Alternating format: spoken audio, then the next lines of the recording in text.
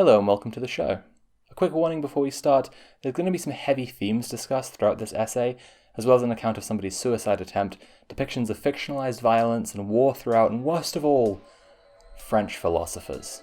So if you, understandably, don't want to see those things, or if you're a coward and can't stomach being told why the Matrix sequels are good actually, click away, go back to sleep, forget this ever happened.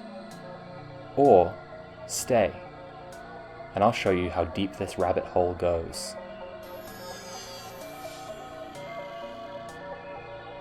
Huh?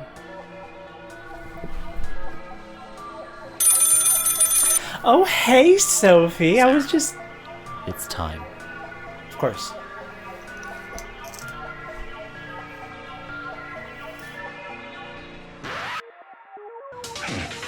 Upgrades.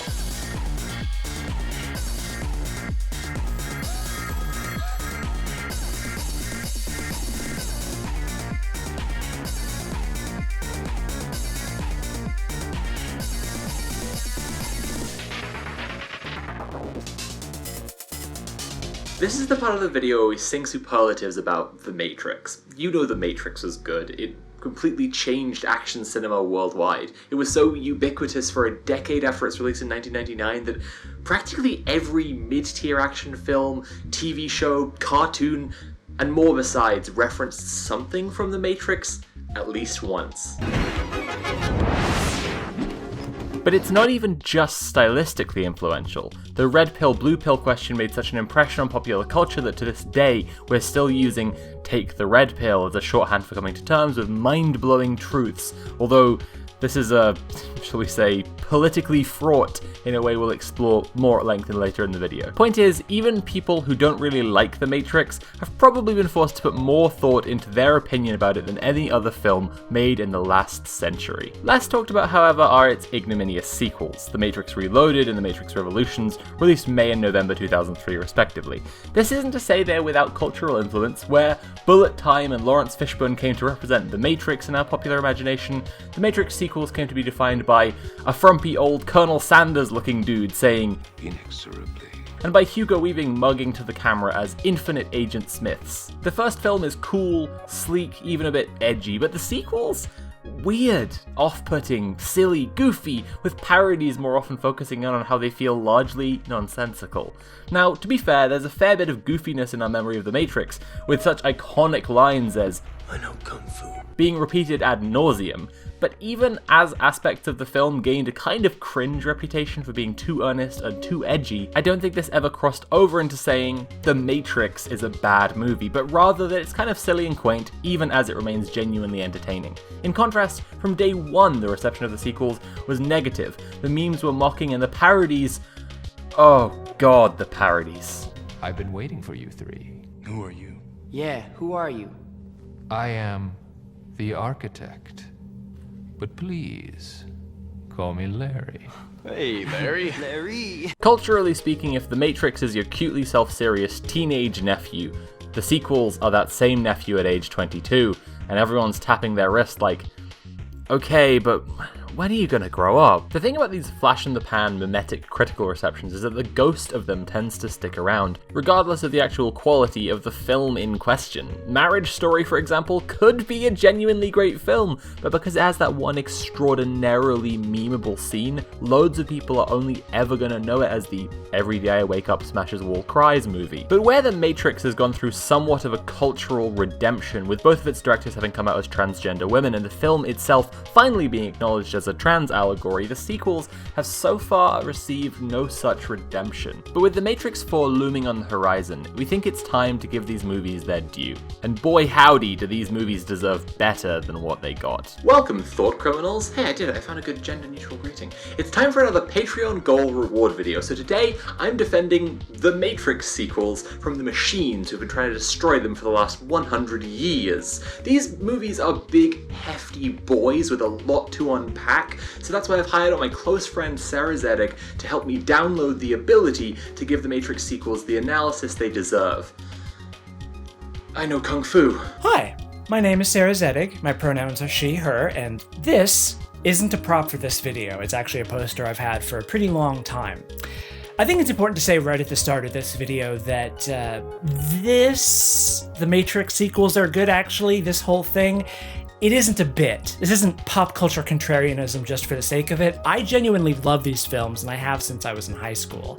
In fact, it was the dual commentary tracks on this little box set here across all three of the Matrices, one helmed by critics who hated the films and the other helmed by philosophers who enjoyed them, which suggested to me as a teenager that I didn't want to just be a film critic. This isn't about proving a point or pulling a gotcha for me, and I've had way too many hours-long conversations with Sophie about these films to think it's a bit for them either.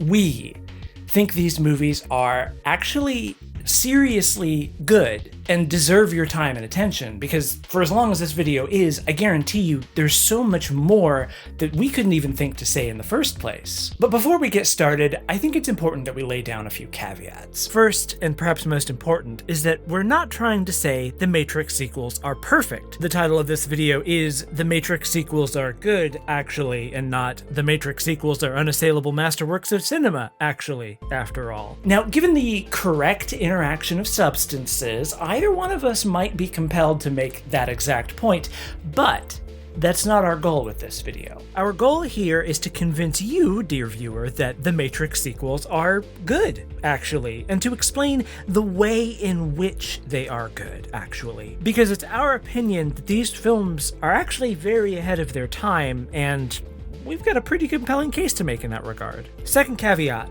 For the purposes of this video, we are viewing The Matrix Reloaded and The Matrix Revolutions as a single 267-minute long film. This actually shouldn't even be a caveat, as both films were shot simultaneously, released within 6 months of each other, and neither film really works on its own. But it's just unfortunately true that the popular conception of the sequels is that they are two separate movies that don't make sense, and they're big and loud and dumb, and LOL, this MFer said ergo. The first step to appreciating these films for what they are is to abandon the notion that there is any significant distinction between them. As a quick example, in Reloaded, when the protagonists are chasing down a lead that involves them talking to a French pervert called the Merovingian, we get this extremely quick close-up of Neo noticing this man being led away. It's barely more than a second, but it's accompanied by a distinct musical cue, as if to say, this man is important, remember this man. The problem is that we never see or hear about this man again in Reloaded, and the scene that follows his brief introduction is so weird that we're already likely to forget about that one stray close-up. It's not until Revolutions that we properly meet this man, Rama, and his family. If you see these as two separate films, both Rama's introduction and reincorporation are unsatisfying. It's too quick to stick with you in Reloaded, and too sudden to feel wholly natural in Revolutions. Unless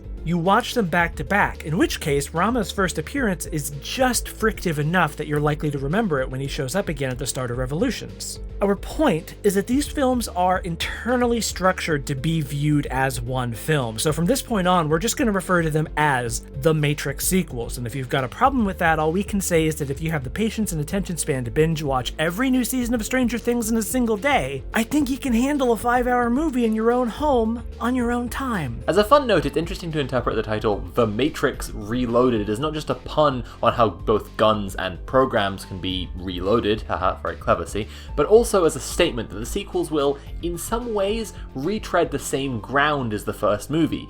The Matrix Revolutions works the same way, it's cycling around again. It's also a pun on the biblical revelations, because it's something about religion and communism? We'll get to that. Oh baby, we'll get to that. We'll reference the fact of the sequels as one movie as we go along in roughly the following format. Important observation X, which plays really well if it's one film, but doesn't play very well at all if it's two films. Wow, we're really smart. I guess you should give us money on Patreon. Third caveat. We aren't here to change your subjective taste. The action in the Matrix trilogy is absolutely superb. The Wachowskis are fantastic at showing you what in film theory is known as the coolest thing you've ever seen in your life. They're superhuman at escalating action. Look at the first film. We see that ordinary people can learn kung fu just by knowing about the Matrix and become martial arts black belts by downloading the knowledge straight into their brains. Morpheus teaches us that the power of belief is what makes you into a badass, and as the leader of the group, the alpha male, Morpheus has the strongest belief, so he's the most powerful. But maybe, just maybe, Neo could be even more powerful, we don't know. He's the guy from all the YouTube thumbnails. He's the Sigma male. So we're viscerally aware of the philosophical stakes of this fight, and then on top of all that, Mouse runs in to tell everyone, Morpheus is fighting Neo, and they all scramble over the breakfast table to come watch. At the start of the sequels, when the agents first show up, Neo starts fighting them and instantly puts one hand behind his back, leading up to the bit where he throws a punch with it which the agent catches, indicating that Neo underestimated his opponents. He simply states, upgrades, and then proceeds to beat the utter piss out of all three agents anyway.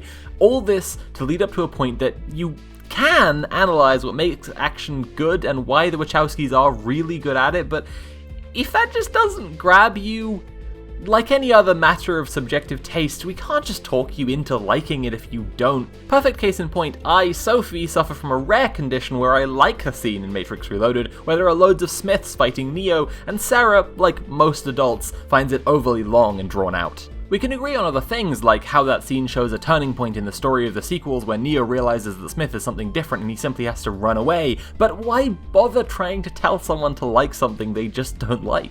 After all, you're a grown-up capable of watching a movie and forming your own opinions without needing YouTubers to construct them for you, right? Right? We're setting out here to talk about what we like about the Matrix sequels, unpack what is frankly a very dense text, and hopefully give folks the tools to get the sequels better, and if you go watch them again with a new appreciation for what they're about, and you just like them more, that's spiffing. And while we're talking about how you watch the Matrix sequels, why not think a bit about genre? The Matrix was such a game-changing blockbuster when it came out that its cultural cachet obscures a lot about where it came from. However, it's a pretty unchallenging statement to label the Matrix as a cyberpunk story. The digital realm is massive and in some ways far more important than the real one. It's a dystopian future in which the convergence of oppressive hierarchies and evolving technologies has destroyed the world. Why are we even arguing about this?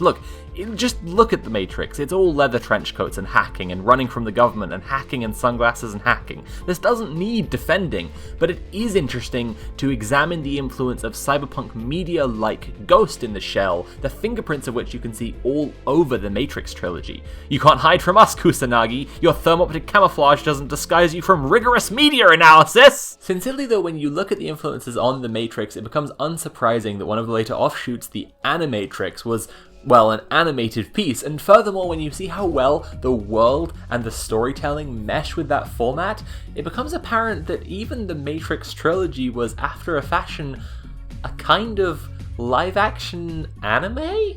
The world, the storytelling, the soundtrack, the cinematography down to specific shots are so clearly anime-inspired that I think you get more out of even the silliest, goofiest looking action sequences in the sequels if you see them as a kind of anime.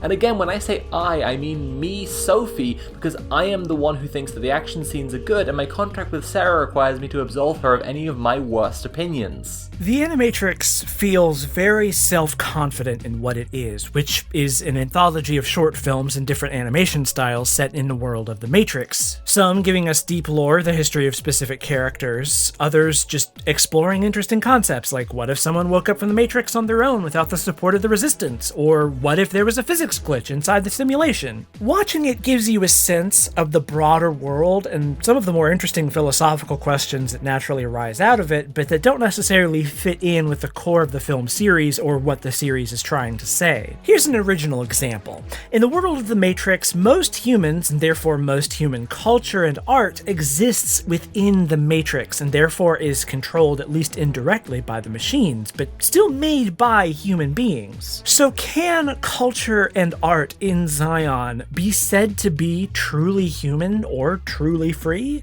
How about anti-machine art, or art that alerts people to the existence of the Matrix? What if your nuanced understanding of culture and art allowed you to understand messages from other people, provided that you both knew about the Matrix, that would otherwise go undetected? There are so many interesting questions you can just sit around thinking about, but something interesting here is that the first film doesn't really touch on them. It's just there to sell you one big idea, the red pill. By contrast, ideas like that issue of human culture are at least touched on a little in the Matrix sequels. We learned that vampires and werewolves used to exist in older versions of the Matrix. Did the machines put them in because of authentic historical human culture, or did human culture inside the Matrix invent those creatures because of the ones that used to exist and rarely still exist? This is a reflection of the concepts in Jean Baudrillard's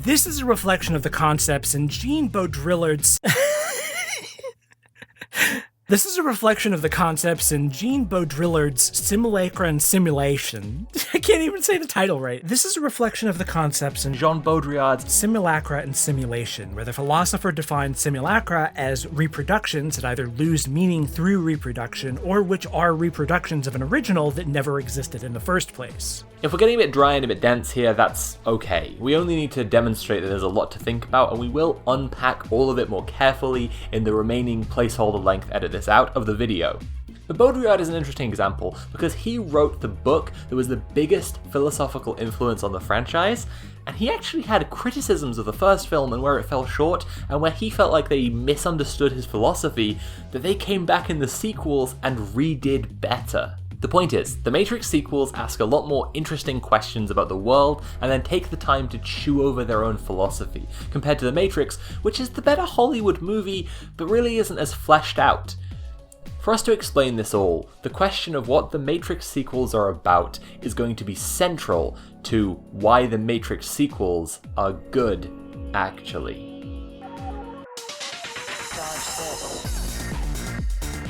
Hold on, can you repeat it again just a little bit slower because Shh.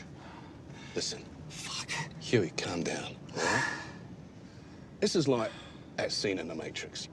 Now, you could take the fucking red pill, right? Spend the rest of your life jacking off, crying into your chai tea, green latte, what the fuck. Or you could take the blue pill. Or was it the red pill? Anyway, take the other pill. It's summary time. It's synopsis time. It's time to do the part of the video every writer hates but audiences need in order to remember the film.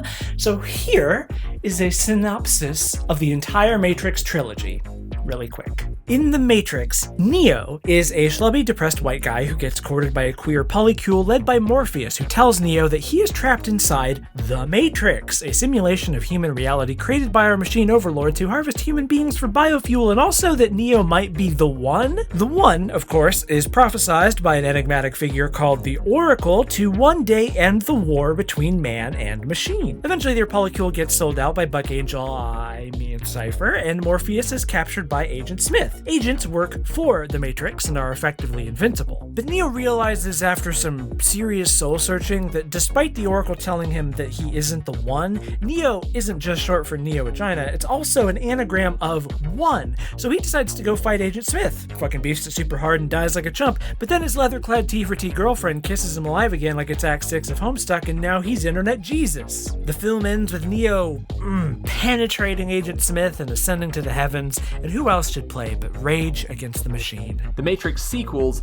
pick up a few months after the end of the first film, and things look bad. There's going to be a big attack on Zion, and also Smith is back from the dead and he's learned how to do clones. In fact, Smith learned how to do a clones on a real guy who exists in the real world, but don't worry, I'm sure it won't matter later. Meanwhile, Zion gets ready for the big attack by having an orgy and then a lot of arguments. Locke, who is married to Morpheus' ex-girlfriend Niobe, thinks Morpheus is wrong and bad and terrible and stupid and bad, and Morpheus thinks, believe.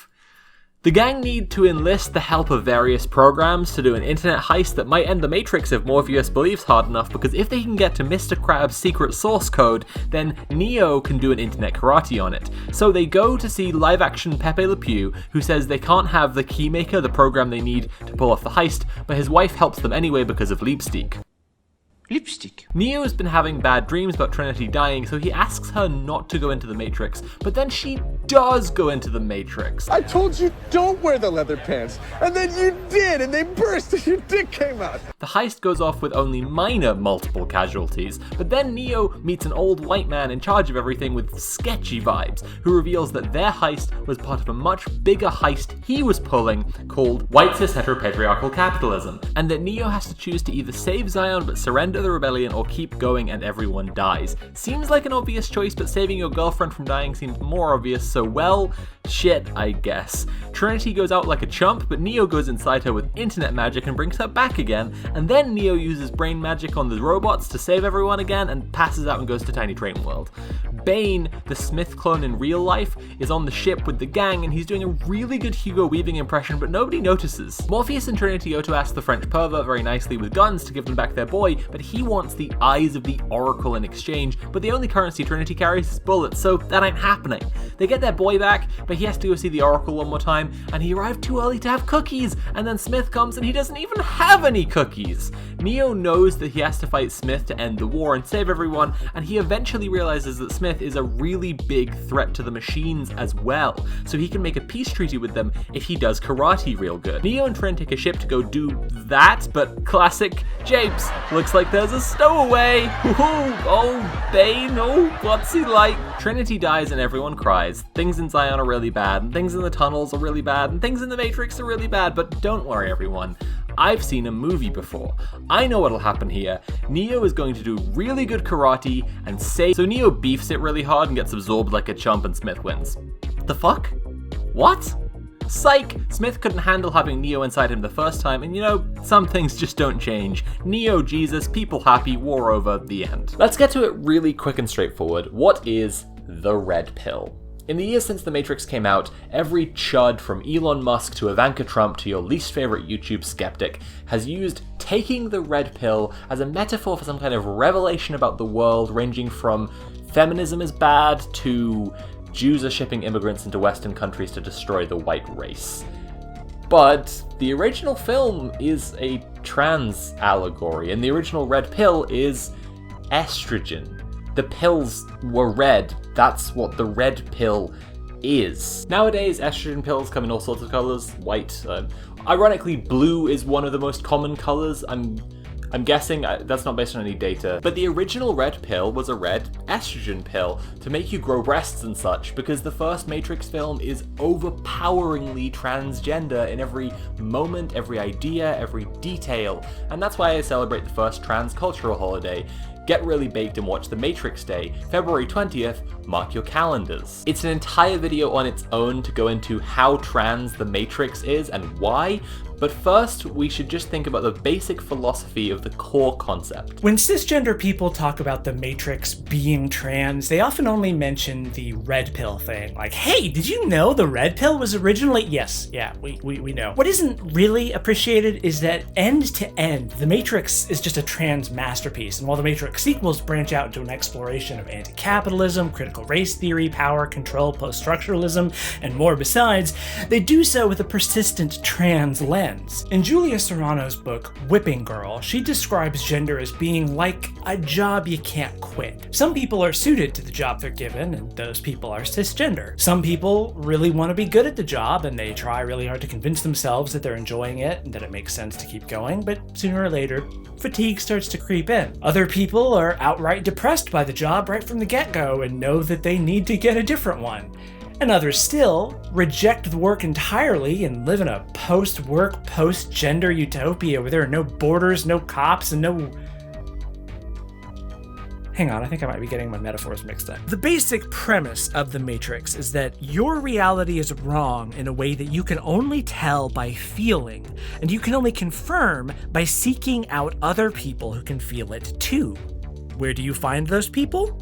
On internet forums, from the safety of your bedroom, of course. But if you investigate enough and reach out through the right channels, you might get the opportunity to take a magic pill that lets you escape from the Matrix and see your real body for the first time in your life. Other people who exist comfortably in the virtual world are so embedded in this reality that if you try to tell them about the real world, they not only get upset, but transform into agents who will do anything to put an end to you on the spot. Morpheus tells Neo that literally anyone they have not unplugged from the Matrix is a potential agent. Now, you might have noticed that every character in the Matrix trilogy has a wild, nutty hacker name, and if you think it through, that's because of the integral transness of the core concept. They all met online as hackers and used their internet usernames for each other, and then when they discovered their true selves in the real world, they rejected the names that were given to them in the Matrix and just kept using their hacker names. It's pretty trans. honestly. This is the deliberate focus of the train scene in The Matrix, where Neo rejects Agent Smith, constantly calling him the wrong name, Mr. Anderson, as well as gendering him male. Neo proclaims, "My name is Neo," just as he throws off Smith and jumps out of the path of the oncoming train.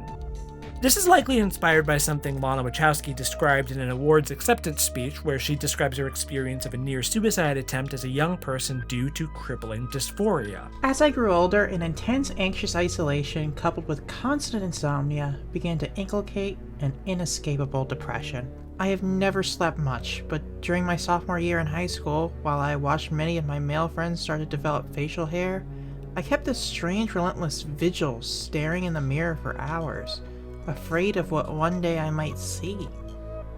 Here, in the absence of words to defend myself, without examples, without models, I began to believe voices in my head, that I was a freak, that I am broken, that there is something wrong with me, that I will never be lovable. Describing the experience directly, she says, "I know the train platform will be empty at night because it always is. I let the B train go by because I know the A train will be next and it doesn't stop. When I see the headlight, I take off my backpack and I put it on the bench. It has a note in front of it. I try not to think of anything but jumping as the train comes. Just as the platform begins to rumble, suddenly I notice someone walking down the ramp. It is a skinny, old man wearing overly large 1970s square-style glasses that remind him of the ones my grandma wears. He stares at me the way animals stare at each other. I don't know why he wouldn't look away. All I know is that because he didn't, I'm still here." Years later, I find the courage to admit that I am transgender, and this doesn't mean that I am unlovable. I meet a woman, the first person that has made me understand that they love me not in spite of my difference, but because of it. She is the first person to see me as a whole being, and every morning I get to wake up beside her. I can't begin to tell you how grateful I am for those two blue eyes in my life. There's a lot of mileage within this premise, and they do a lot with it that, especially if you're trans, is incredibly powerful and moving, like Trinity's allusion to where that road goes, for example. But once again, this video is not here to sit around picking apart the beautiful transness of The Matrix and crying, February 20th, mark your calendars. I specifically remember a multitude of lunchtime conversations around the release of The Matrix Reloaded, where my 12 and 13-year-old peers described Trinity as a bitch, saying they wish that Neo would just description of casual domestic violence omitted. In fact, if you take a cursory glance at a lot of the conversations around these films online, you'll see that exact sentiment pop up pretty often. Rather than try to disprove or undermine this perception, I actually think it's more interesting to look at it as the intended affect from a specific segment of the audience. Trinity, from the moment she first shows up, is so thoroughly lesbian-coded, it's actually kind of hard to even quantify. And lesbians, culturally speaking, are often characterized as bitchy, mean, unlikable, which probably has nothing to do with the fact that most stories in Hollywood are written and directed by men who think it's a violation of their human rights when a woman tells them no. Probably. In the first scene where Neo meets Trinity, in the dialogue a big emphasis is put on how he assumed the hacker he heard about online would be a man. I just thought, you were a guy. Most guys do. Besides that, there are a bunch of things, like the focus on her back and shoulders, which is simultaneously coding her to be attractive to women who love women, but also, arguably, it's also making her appear as potentially trans. It's arguably what they've done here is make her clockable. This analysis is something that's messy, because it's so much not about things you point to and evidence carefully and logically. It's a lot more about the vibes. So bear with us as we become your tour guides through The Matrix's vibe zone. The vibe zone. What's interesting about being a trans woman watching The Matrices post-2020 is how queer they aren't, or rather how cisgender and heterosexual they appear to be on the surface. These days, a whole lot of criticism about popular media comes down to demands for more and better representation of minority groups and not just a couple of gays who hug in the background while out of focus. No, we want named characters who feature prominently, whose race, gender, or sexuality is part of their character, but not their entire character, etc., you know the drill. And The Matrix often comes up in these conversations as a deeply transgender film, an example of, at the time, closeted trans women using their art to explore the complexities of identity. And the queerness of these films is undeniable, assuming you know what to look for. But where does that queerness reside exactly? Because you can't actually point to any traditional representation in these films. The studio saw to that. And the short answer is, it's in the vibes. What we really want from the Vibe Zone is an understanding of the way this trilogy constructs themes, because a huge part of what is carried across from the first film into the Matrix sequels is about this vibe. Gender is a really strange and abstract thing. It's like the Matrix. That's the original allegory of the film. It's so all-encompassing and totally surrounding that it can be incomprehensible, but contextually, gender can be understood a lot more easily. Being a woman is a very abstract sort of thing, but being a woman who loves women, being a lesbian, is a lot more concrete. It should be noted that Lana Wachowski was dating a woman she is now married to when she wrote The Matrix. Trinity is made out to be attractive to women who are attracted to women, first and foremost, and firstly, if you're a person who thinks they're a man watching this film, then seeing her and wanting to be a lesbian is a big transgender moment for you. Congratulations, sweetie, we're so proud. And secondly, seeing Neo love her creates this undeniable vibe that Neo and Trinity are lesbians. You just look at them and they're lesbians. That's just what they are. There's no other word for this. There is no straight explanation for what you're seeing right now. I mean, just look at this. How do you explain this as a straight person? As a cisgender person? How? Tell me. You don't. That's why people hated these movies, because they didn't have the right frame of reference. I mean, just look at this poster for The Matrix Reloaded. That's just two women on the cover there. That's just two women on the poster. Whoa, reflections in glasses. Wow, what's up with that? We can both attest to the gender-affirming nature of dating women as women and seeing the tangible but very difficult to describe ways that it's different from dating women when you perceive yourself as a man. Your relationship to other women becomes sapphic, which becomes part of how you know. Neo has a frankly really odd vibe as a male protagonist because he's not a male protagonist, but a woman.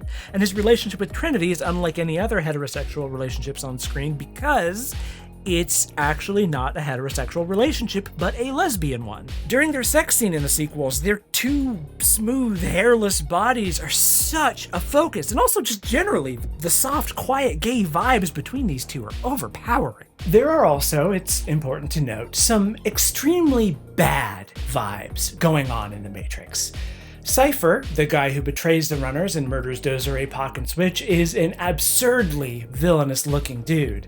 It's honestly kind of bizarre that they even associate with him in the first place. He's just so goddamn villainous looking. But then you remember that Buck Angel looks like that in real life. There's a popular reading that kicks around trans Twitter nowadays that the character of Cypher is based on Buck Angel. Why is that? Well, Buck Angel, famous trans man and porn actor, was infamously the man who outed Lana Wachowski to the press when she was very much not out.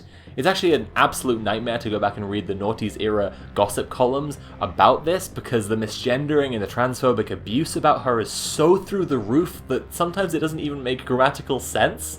Like, people will try to change pronouns for her mid-sentence, or they'll talk about her taking estradiol while throwing around he's and hims, like... It's a mess. But the crucial detail here is that when the press came around sniffing for any kind of gossip about Lana, Buck Angel threw her under the whole entire bus because, and this really can't be stressed enough, Buck Angel is a massive piece of shit. And so, thinking about enemies to the queer community, and if you know this connection, then it feels very appealing to think that Buck Angel inspired this character who in the script literally has the surname Reagan.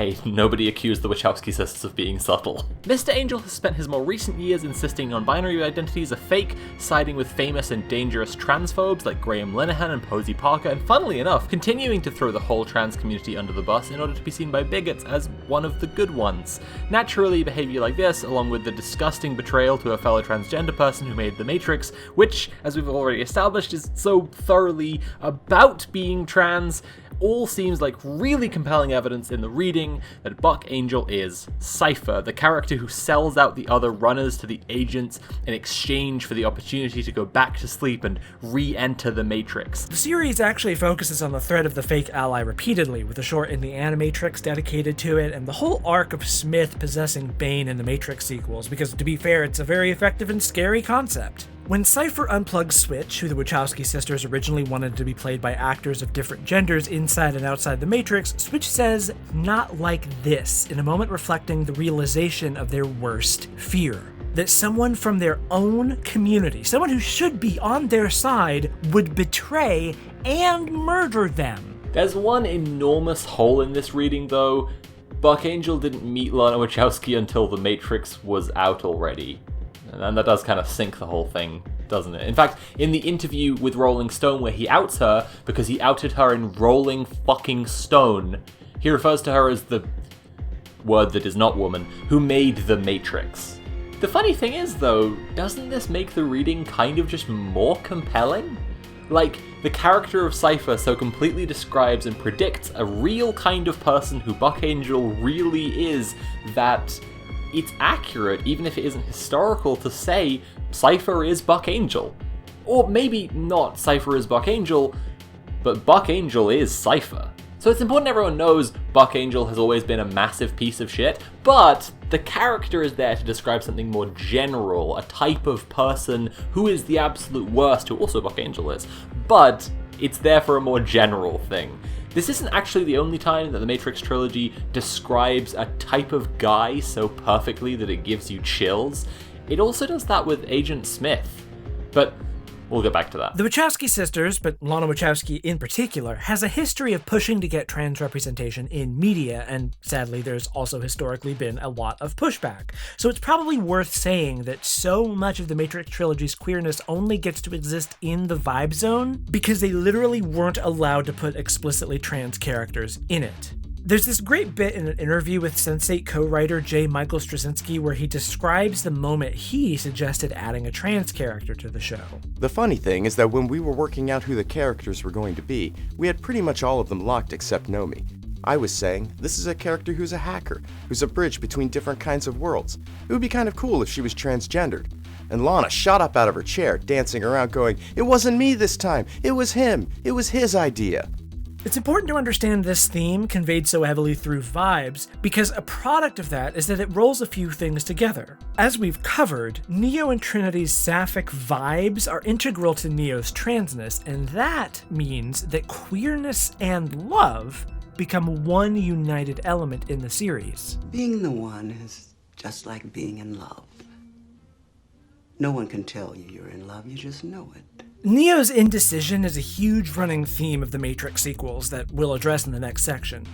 His first line of dialogue in Reloaded is, "I wish I knew what to do," and the sequels basically bombard us with different points of view trying to tell Neo what to do, and he repeatedly takes the route of instinct and emotion instead of something backed up by long monologues or ideology. Trinity, being the object of his affection, is therefore what some people might see as being in the way of him making rational decisions, but this is actually part of a theme we'll explore just now about love being the core human element. In his monologue at the end of The Matrix, Smith insists that humanity is a virus and I am the cure, which is kind of interesting in this film that pits our queer-vibed protagonists against these agents who want to destroy them, because even to this day, violent homophobes and transphobes call queer people a disease and essentially market themselves as the cure. In the Matrix sequels, Smith has another monologue at the end where he derides various emotions he explains as vagaries of perception, just illusion conjured by the human machine. But what is his most despised and antithetical quality? And all of them as artificial as the Matrix itself. Although only a human mind could invent something as insipid as love. It's really interesting that he brings up love here at this point where Trinity has died, and so the recurring theme of love seems to be out of the series, but then again, love has been central to all of the climactic moments of the series so far. At the end of The Matrix, when Neo gets shot dead, it's Trinity's kiss that brings him back, and at the midpoint climax of the sequels, it's Neo's decision to save Trinity that throws the Architect's plan out the window, and now, at the end, Smith picks on love of all things to deride. This scene is complex in its setup and payoff because a bunch of it revolves around the ability to supposedly see the future, but we'll get to that in the next section. Either way, Smith, the Smith who was originally the Oracle, says to Neo, "Everything that has a beginning has an end, comma Neo," which is significant first because it's one of literally 2 times in the whole series he calls Neo by his name, but secondly because this is the final confrontation of this film where at the same point in the first film, Neo proclaimed, "My name is Neo," and thirdly because Smith is able to quote from this scene he wasn't present for only because he retains some part of the Oracle. He overwrites every person, human and program, in the Matrix, but all of them remain a part of him somehow. And it's that vital element, choice, love, queerness, humanity, that Smith can't reconcile. The problem for this agent of the status quo, this anti-queer bigot, is that queerness can't be stopped. So when he finally gets what he wants and absorbs Neo, the whole thing just kind of comes crashing down around him. Smith is the monster of the Matrix because the Matrix is trying to fit the natural diversity, difference, choice, queerness, and love that makes up human life into a rigid machine system. And ultimately, it's that vital human element which is Smith's undoing.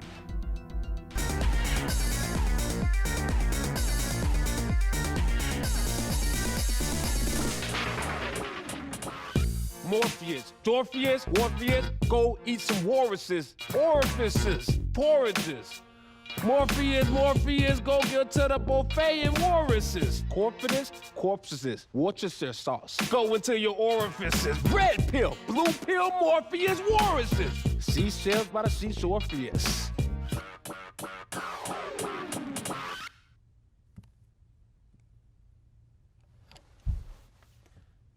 Morpheus drinking a 40 in a death basket.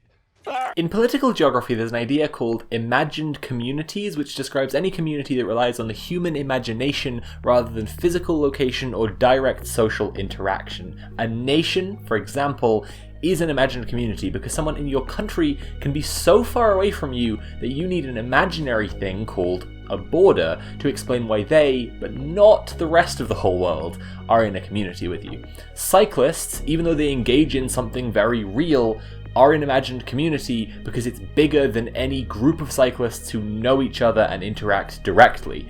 People who engage with the same memes are taking part in an imagined community. I do that. Imagined communities were first described by Benedict Anderson in his 1983 book of the same name, which aimed to analyze nationalism. In The Matrix, imagined communities are a pretty important concept because there is, in a very tangible sense, no connecting structure or through line to the world. The Resistance don't know what the machines are doing, the machines don't know what the humans are doing, and probably most importantly, a huge part of the story takes place in a virtual world inside people's minds. Morpheus says in the first film that they don't even know what the date is because human history has been so severely damaged by the systems of control the machines have implemented. The Matrix sequels are really asking how we can fight oppression in a world that is so completely post-structuralist, a world where everyone is completely alienated from material reality, a world where most people exist in the virtual reality of the status quo, a world where everything is ideas upon discourses upon culture, and Morpheus' answer is pretty simple. Faith. In fact, the word believe appears an upsetting number of times throughout the screenplays of all the films. Hey, no one accused the Wachowski sisters of being subtle. And it isn't just Morpheus. Other characters touched by Morpheus' character arc have to confront their relationship to faith as well. A perfect example from the sequels, of course, is Link, who is converted from a skeptic to a believer. In his first scene, Morpheus asks Link to trust him, to put his faith in him, and then, back in Zion, his wife Z is... Wait, sorry. Hold on. Roll back the tape? Where's my puss? what the fuck was Link going to say before he saw the kids here? What? I'm not even talking about the language. I just, how are you going to finish that sentence? Is there a good way to... God damn, that's a thirsty boy. Link's faith is challenged from two sides as Z asks him to resign his commission aboard the Nebuchadnezzar because both her brothers were killed on it, but Morpheus asks him to believe. Because of Link's promise to Dozer, he really feels that he has to go, but as a last token of protection, the more superstitious Z gives Link a charm necklace that, as he begins to believe more spiritually in Morpheus and Neo, he starts to wear. Link's big conversion moment comes when he sees Neo fly at impossible speeds to save Morpheus and the Keymaker just in the nick of time. And then throughout the rest of the sequels, Link is a more passive background character, but at the end, when the kid comes in to tell everyone that Neo saved them all, Link is right at the front and the first to start cheering. These tests of faith happen constantly in the trilogy, but we also get to see faith not only be tested, but also evolve. For example, in The Matrix, Morpheus attacking an agent is an act of self-sacrifice to buy the other's time to escape, because it's been firmly established that trying to fight an agent is suicide. However, at the end of The Matrix, Neo's turning point where he truly becomes the one, or as Morpheus puts it, he's beginning to believe, is when he chooses to stay and fight an agent instead of running. Something understated about the highway sequence, which might not have been apparent to first-time viewers, especially if you haven't watched the film all that recently, is that Morpheus staying and fighting an agent is actually a really big fucking deal. In the hierarchy of action the Wachowski sisters have established so far, nobody can fight a regular agent, but Neo's learned to beat them, so they actually got upgrades in response to Neo, although Neo can still beat them. So to stand your ground and fight against an agent at this point would be even more dangerous, but Morpheus has seen Neo fight them and win. This is something really interesting about Morpheus's faith. There seems to be a dichotomy where he believes in things in the traditional sense of faith, but also a materialist and evidential side to his belief. For the longest time, I wouldn't believe it. And then I saw the fields with my own eyes. When he sees miracles come to pass, his faith gets stronger, and so does he. Neo is constantly broadening the realm of the imaginable. With this in mind, Morpheus' speech to Zion is really interesting. Now, Morpheus' speech to Zion is really interesting for a few reasons. Firstly, it's just very cool, and Lawrence Fishburne's performance is fucking badass. Secondly, the speech is followed directly by an orgy. He tells them, "This is Zion and we are not afraid," and then everybody fucks. Another reason it's interesting is the language he uses is much less like a preacher and it's more like a union leader, a communist rabble-rouser, a revolutionary. He's literally talking about machines, but Fishburne chooses to spit the word machines in the line, I remember that for 100 years we have fought these machines. Why? Because he's talking about capitalism. Duh! The machines are capitalism. Obviously, they're the beneficiaries of a system that keeps people in a virtual reality. That's capitalism, baby! But what's really interesting is that in his speech, Morpheus tells Zion, I stand here before you now, truthfully, unafraid. Why? Because I believe something you do not? No! That's actually huge. Here the word that's appeared more than any other word so far in the series is suddenly thrown out. He denies his own belief. So how then does Morpheus explain his confidence? I stand here without fear because I remember. I remember that I am here not because of the path that lies before me, but because of the path that lies behind me. I remember that for 100 years we have fought these machines. I remember that for 100 years they have sent their armies to destroy us. And after a century of war, I remember that which matters most. We are still here! It's really interesting what he does here, explaining his faith not as a product of blind belief, but something that grows every time he sees human beings continue to persevere and survive. My partner does a lot of work with the Renters Union, where they use member solidarity to do things like stop evictions, make landlords do repairs and the other bare minimums that the job of landlord is supposed to be, and like help people get back their deposits, because you wouldn't believe the number of parasitic, insidious ways landlords find to be the absolute scum of the earth. But the point I'm trying to make is that something they say a lot in the Union is that every time they take on a member's case and win, the Union gets stronger, and they make all renters safer, and landlords more afraid. That's what Morpheus's faith reminds me of. God damn it, Morpheus. Not everyone believes what you believe. My beliefs do not require them to.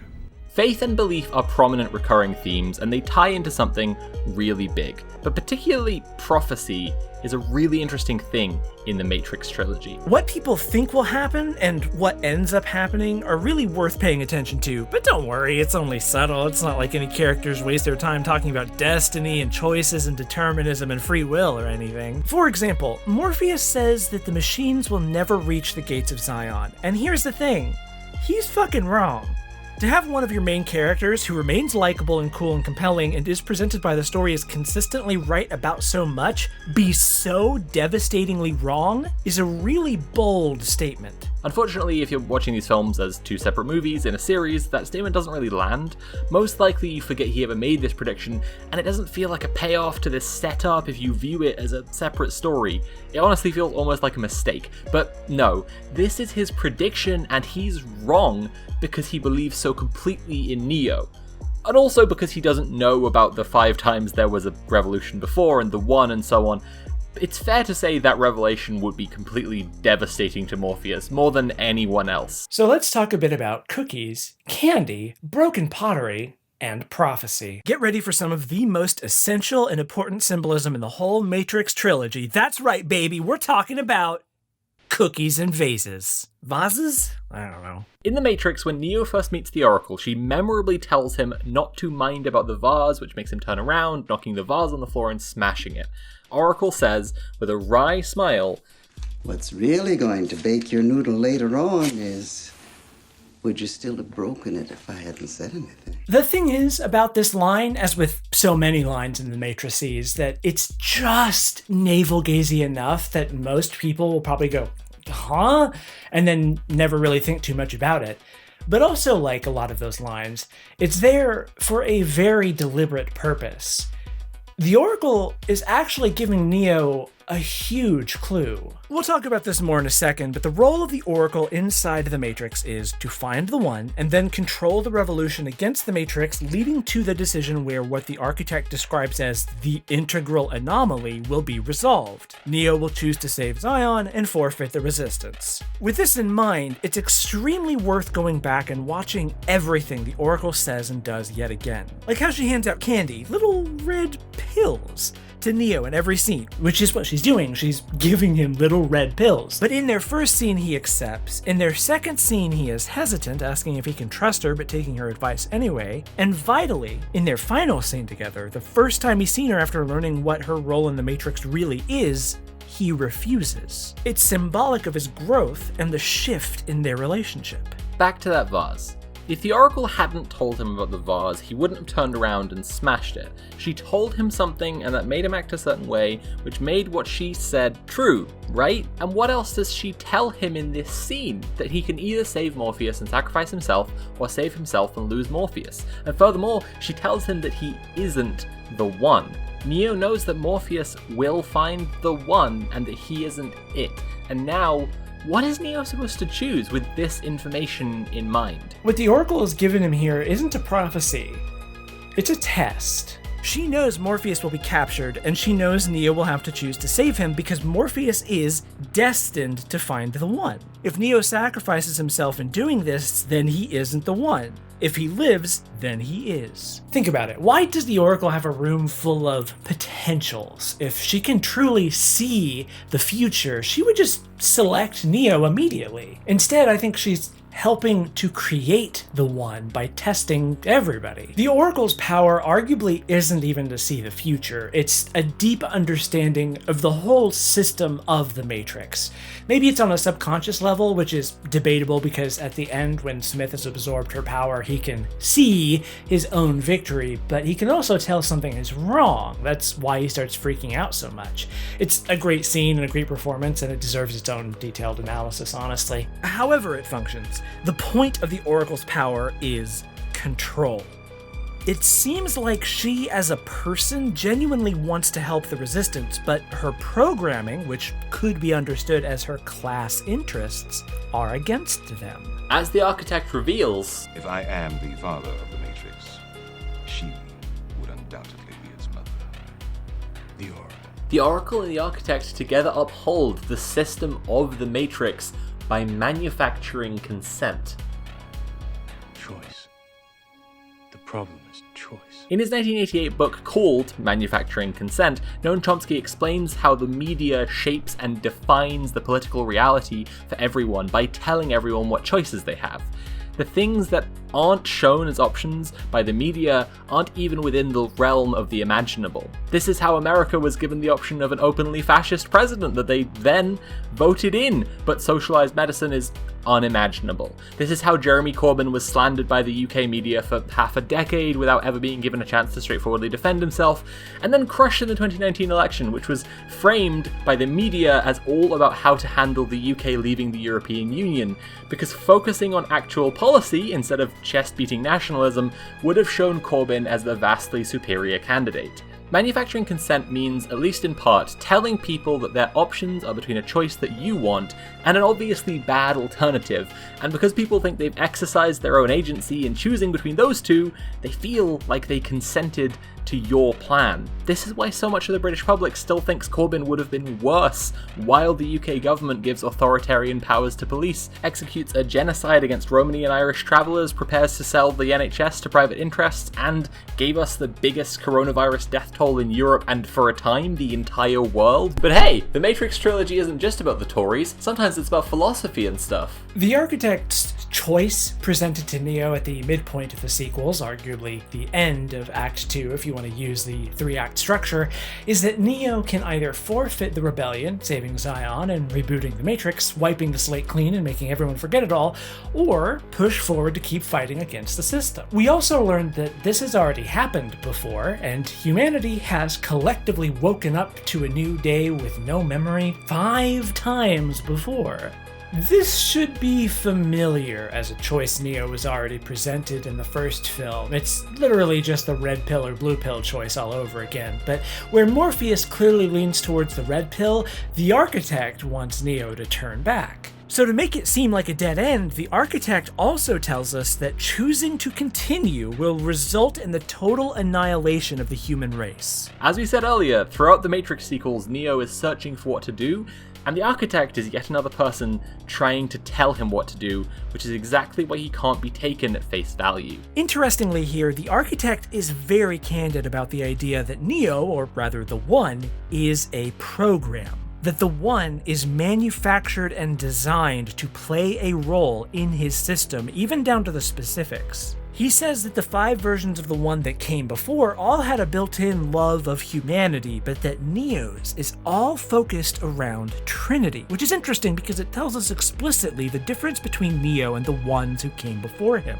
Where they chose to save Zion and do what the Architect wants, Neo chooses to save Trinity, and moreover, outside the choice framed by the Architect, he's actually choosing the more loving option. He's choosing to continue to disrupt the system despite the obvious threat against the people he cares about, and whether he knows it or not, this is the more caring choice in the long run, because it is the only one that has a possibility of ending the war and possibly the Matrix itself. Okay, cookies. The cookies that the Oracle is baking in her last scene with Neo are another crucial symbolism. In that scene, she tells Neo that he now has the sight, i.e. he can see the whole system like she can, but when he first walks in, she says that she was hoping to get these done before you got here, which again, it draws attention to the nature of her power. She can predict the future, at least within the Matrix, because every actor within the Matrix is known to her and also has less information than she does. By sharing her information, she can control people, but they're all trivial to her. You can actually see something really interesting happen in her first scene with Neo if you're watching really closely. Her dialogue always has this manner of someone who knows what other people are going to say, but as the scene progresses, Neo starts talking the same way more and more, up until the point where she tells him he isn't the one. She's deliberately keeping him in the dark at that point, and later on he naturally develops the sight on his own. He becomes an actor in the system who has as much information as she does, and yes, That's why she can't bake him cookies on time. Neo has become unpredictable to her. Smith, by contrast, draws direct attention to the cookies and how the Oracle set them in front of him purposefully knowing he would smash them, and furthermore, how if she knew he was coming, she should have just run away. But the Oracle knows Smith will find her and absorb her eventually. That's why she tells Neo it's gonna come down to the two of them. The Matrix Revolutions is often derided by even those who like Reloaded, because if you understand the Matrix sequels as one film, Revolutions is basically just one long third act. Neo has already made the choice that will lock them into a path, but it's a path that's never been taken before. The integral anomaly continues with the second anomaly that's never come before, Smith. Now, as more and more falls away around them, with Smith absorbing everything and Neo coming closer to his destiny, only they can determine the fate of the Matrix, and this reflects the philosophical conflict of the series as well. It's time to talk about the serious philosophy of the Matrix sequels, and to prove this is serious philosophy, they got their own French perverts. The Merovingian, named for the historic French dynasty, is a really interesting character, who, like so many characters in this series, is wrapped up in a big, goofy cartoon character. In the middle of explaining his ideology and how it relates to the nature of causality and determinism, and also giving them a lesson in class and power, the Merovingian stops talking to the gang to send a woman a magic code pussy bomb cake and then leaves to go have sex in the bathroom.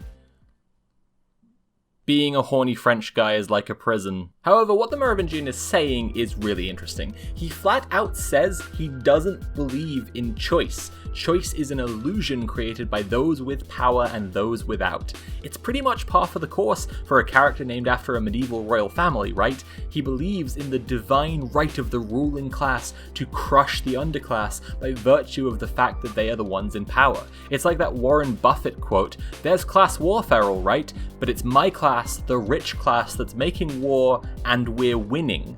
The Merovingian gives them a lesson in class and power, but his assertion is that that system is good, because he knows how to play the game and how to win. He's been around since a much older version of the Matrix, and to him, the system is simple and knowable, and most importantly, gameable. Cause and effect. When they revisit him later on, he says that in exchange for Neo, what he wants most of all is the eyes of the Oracle. We don't know if her literal eyes or something else somehow can transfer her power to him, but understanding that her power is this innate knowledge of the whole system in its totality, you can see why that's something he wants, and why it would make him very, very dangerous. And probably even more horny. For as creepy as he is, it's hard not to love the Merovingian when he drops the biggest twist in the series in the middle of casual conversation. I have survived your predecessors, and I will survive you. Like, he's just so petty, he doesn't care that this will be a reality-shattering revelation for Neo, he just wants to stab at him. Yeah. Hey, did you know that being a horny French guy is like a prison? Yeah, I don't know what it means either. I think it's a Foucault thing. I don't know, it's in the script. Anyway, I gotta get back to it. Smith, of course, does eventually get the eyes of the Oracle and uses that power to overrun the entire system, absorbing everyone in the Matrix and turning them all into him. It's fair to say that philosophically, the Merovingian and Smith are aligned in that they both believe in inevitability. They're the proponents of determinism, of a cold, uncaring system with no free will, and the Oracle and the Architect appear to be the proponents of free will, but only as far as the choices framed by their system. From this conflict emerges one of the central theses of the series. Faith in the Matrix trilogy is not religious, it's ideological. Mikhail Bakunin described a concept called the propaganda of the deed, that revolutionaries would motivate more people to join their cause through actions than through theory and education. And in the world of the Matrix, what happens to the one, or the path of Neo, if you will, is something that everyone in Zion is invested in and watching, and that drives them, it motivates them to resist. Beyond that, it also is shown to help other people escape the Matrix. The kid whose salvation from the Matrix is shown in the Animatrix is an example of this. The kid, sorry, it's really annoying to keep calling him that. What? The kid is Neo's most devout disciple, risking life and limb for him because he believes so wholeheartedly in him. He's an example of the way that this sort of revolutionary faith can bring people together to fight for justice. Morpheus isn't always right, but in between the fake choices of the Oracle and the Architect, and the determinism of the Merovingian and Smith, he's found the guiding power of faith. It's ironic because the Oracle telling Morpheus he would find the one was actually her way of manipulating him with one of her self-fulfilling prophecies, but she simply underestimated just how much and just how strongly he would believe. See, and that's why the Jesus imagery wasn't just there because Neo is really cool. I think people tend to see a Jesus allegory and immediately switch off their brains, but there is usually a little bit more going on there. It's definitely one of the places where we can play the card of the sequels are good but not perfect, but in the situation that they had created from the first film of the extremely individualistic Chosen One narrative, what faith becomes in the sequels really emphasizes the sociological structure. Without Neo, the war is just the extended, brutal, futile struggle in that dead-end cave against a sentinel for every man, woman, and child, but with him it can be won. It's still individualistic, but it makes the point that outright bloody revolution against the side that already holds all the cards will probably end very badly. Neo goes to negotiate with the machines by leveraging power against them. Only he can defeat Smith. But crucially, Neo's part in this war isn't the only part. A whole lot of the screen time of the sequels is spent building up to the battle to save Zion, and this often comes up as one of their weaker elements. Whether or not you think the actual mech battle in Zion is a bit too long, which, to be clear, I, Sarah, think you could probably trim a good 2 minutes out of the sequence and the film would be better for it, it's still essential for the end game to have any kind of emotional resonance at all. Because Neo, like Jesus, and the Joker, lives in a society, and all the code-bending superpowers in the universe can't bring a city of corpses back from the dead. While Neo, Morpheus, and Trinity are gallivanting around the Matrix talking to mystics, characters like the Kid, Commander Locke, Link's wife Z, and this stone-cold butch are building rockets, running drills, and getting ready for a disadvantaged ground war against a legion of machines. And in the same way that Morpheus believes so hard that now he can fight an agent, so too are the residents of Zion pushed to extraordinary lengths because they believe the impossible is possible. I actually get a little bit teary-eyed at the moment when the Kid points his gun at the counterweight holding the doors to Zion closed and says, "Yeah, I believe." Not so much because I care about the Kid as a character or even Zion as a place. What gets to me is just how much buildup goes into this moment. The sheer statistical improbability of Tank and Dozer, Z, Locke, Link, all these characters making essentially the same choice Neo made when he first fought Agent Smith in that subway. They all had so many opportunities to run away, to take the low-risk option, but no, they chose to fight, and they fought hard because they believed in something bigger than themselves. And it's because of them that Neo's bargain with the machines even means anything. I think in the obvious allegory for capitalism that The Matrix is, the ending where they create peace with the machines left some people a little thirsty for action and triumph. But the sequels go to great lengths to show us that the programs, and by extension the machines, are people too. It's the system that is bad and needs to end. Besides that, it isn't actually just capitalism. This is a series with very intersectional intentions, and the Animatrix shows us that the humans were really the original capitalist oppressors of the machines. I think it would be pointedly looking past a lot of the messaging to see this series by two Jewish trans women and think that it's only about class. Again, this series has very intersectional intentions, and The Matrix applies as an allegory to all of them. It's the system that has to end. Bringing this all back to The Matrix's biggest philosophical influence, Jean Baudrillard, in Simulations and Simulacra, Baudrillard writes of the abstracted artificial world of imagined communities and simulacra that we live in. If once we were able to view the Borges fable in which the cartographers of the Empire draw up a map so detailed that it ends up covering the territory exactly, today abstraction is no longer that of the map, the double, the mirror, or the concept. Simulation is no longer that of a territory, a referential being, or a substance. It is the generation by models of a real without origin or reality, a hyper-real. The territory no longer precedes the map, nor does it survive it. It is nevertheless the map that precedes the territory. It is the real and not the map whose vestiges persist here and there in the deserts that are no longer those of the Empire, but ours, the desert of the real itself. This gives rise to one of Morpheus' most famous and important lines from the first film, of course. Welcome to the desert of the real. We are all living in the desert of the real, and only belief in an ideology, creating our own political reality, sculpting the horizons of the imaginable, can help. Only revolutionary faith can guide Morpheus through the desert. So now we've talked about Trinity, and we've talked about Morpheus. So naturally we have to talk about Neo Reaction of Basilisk by Elizabeth Sandifer, a collection of essays on and around the alt-right. This book details the ideological, philosophical, and academic rise in neo-reaction, the return of reactionary politics after the era of neoliberal consensus politics.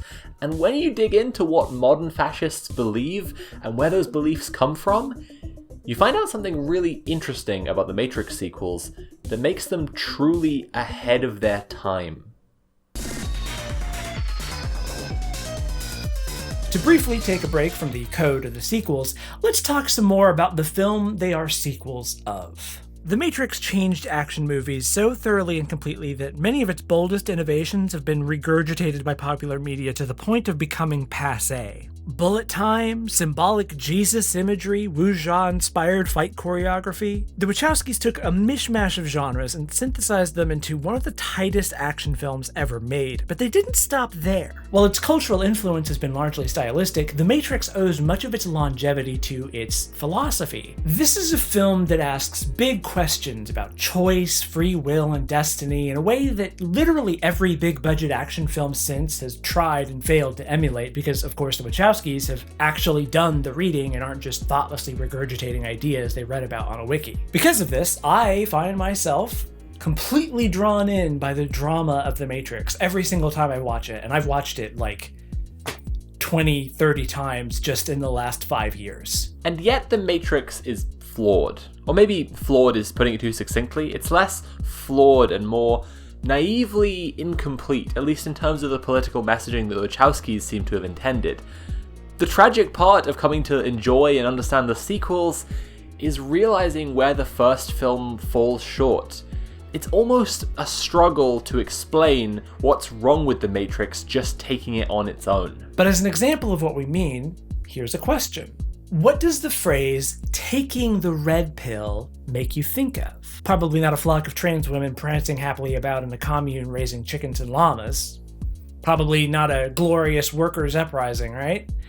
You're probably thinking about a man who hasn't showered in a week telling you that you're ugly online. We'll talk about this more in just a second, but essentially, the original Matrix's Chosen One narrative leaves plenty of room for folks of all stripes to put themselves in Neo's shoes, including libertarian incels and modern-day snake oil salesmen. Now, to an extent, this is just a problem with fiction, which naturally has to simplify complex situations for the sake of brevity. For instance, in the HBO miniseries Chernobyl, the character of Ulana Kulmyuk is a composite meant to represent the dozens upon dozens of Soviet scientists tasked with preventing complete nuclear meltdown in Ukraine. From a dramatic perspective, this makes sense. It makes the story easier and simpler to tell so that the audience can understand the overall narrative without getting bogged down in too many specifics. But this tendency of fiction to highlight singular characters over group efforts leaves it vulnerable to ideological projection. In the episode of the Behind the Bastards podcast titled How Hollywood Helped the Nazis, host Robert Evans points out how Nazi Germany actually didn't go gaga for Leni Riefenstahl. Instead, they loved American movies like Agent Smith Goes to Washington, where an ordinary guy goes and gives the authorities what for. It's really that stories with mass appeal usually fit comfortably with a lot of different ideologies, because what ideology doesn't paint itself defending the good people from the bad people? And without very explicitly anti-fascist elements, any such story of heroism is easily co-optable by fascists. As Evans himself says, if The Matrix had come out in 1936, I think the Germans would have loved it. Unlike the sequels, which examine systems of control and power very intimately, The Matrix is trying to sell you something. You can and I guess we have, argue that the Matrix is trying to get you to realize you're trans if you're trans. But the problem is, it draws a parallel between what it's trying to do there and socio-political systemic issues. Everything in society is wrong in a subtle way that people can feel but nobody can describe, and the solution is to take the red pill. This is at best only a first step towards anti-capitalist politics without much strong follow-through, and at worst, perfectly manufactured to be co-opted by fascists and other people whose ideologies are fundamentally a scam, because the red pill is a cure-all that's being sold to you.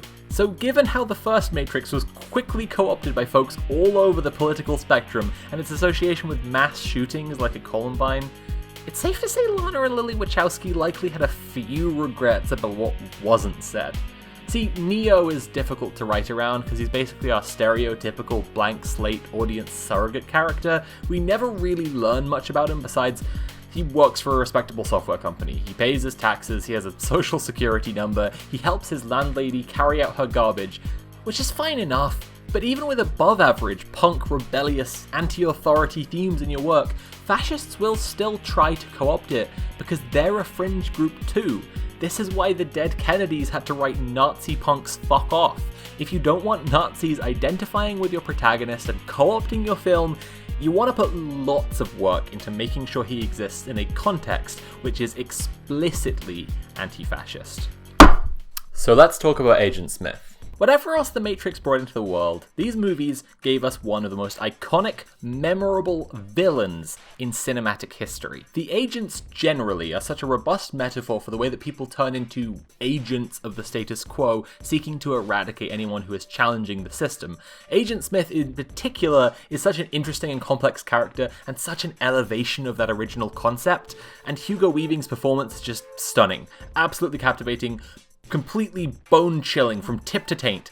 Smith is also just really charming and has a ton of genuinely funny lines as well as fantastic monologues, but people don't think hard enough about Agent Smith. Smith's monologue in The Matrix may be one of the greatest scenes in cinematic history. It's so good, and the writing communicates such a deep understanding of this complex, rich character that Smith is, but before we can even talk about things that are as great as that, we need to understand something ourselves. And that's that Smith is a fascist, and fascists lie compulsively. You will understand Smith infinitely better if you never take anything he says at face value by default. He's nothing but a flim-flam man. Case in point, in that speech he talks about how much he hates the smell of the Matrix, communicating really viscerally his deep loathing of humanity and also his fear that he has become like the humans he's there to police. Weaving's performance all the way through the trilogy is dripping with the same self-loathing directed outwardly at others, this insecurity and existential dread that he is constantly fighting back and pushing deep down inside himself in order to present as calm and collected. Earlier in the speech, he says that the first version of the Matrix was perfect, and that it failed because nobody would accept it, explaining, "Some believed that we lacked the programming language to describe your perfect world. But I believe as a species, human beings define their reality through misery and suffering." But this is just the testimony of an extremely biased character who demonstrates with zealotry and pride that he doesn't understand human beings, so why would we believe him? Isn't it much more plausible that machines just don't know how to make a virtual reality that humans find both perfect and believable? Altogether, this monologue shows a mind that is grappling with the way the world works and his place in it, and just can't quite resolve where he sits in it with his feelings about the way a just world would be. Something that maybe isn't apparent to everyone, which really makes the Matrix sequels great, is that Smith has a character arc where he goes on an ideological and philosophical journey, and this speech marks the start of that journey. Like the much maligned Twin Peaks Season 2, the Matrix sequels contain most of the really iconic things that people actually associate with the series. Zion, the architect, the keymaker, doors opening to different places, Neo's cool dress, and vitally, here, Smith replicating himself onto other people. It isn't until the sequels that Smith's real project starts. In The Matrix, he's just kind of a boss cop. There's clearly a little more going on with him, like when he takes his earpiece out to tell Morpheus his secret theories about humanity in the Matrix, but he's otherwise as normal as an agent can be. It's in The Matrix Reloaded where Smith really becomes Smith. You. Yes, me.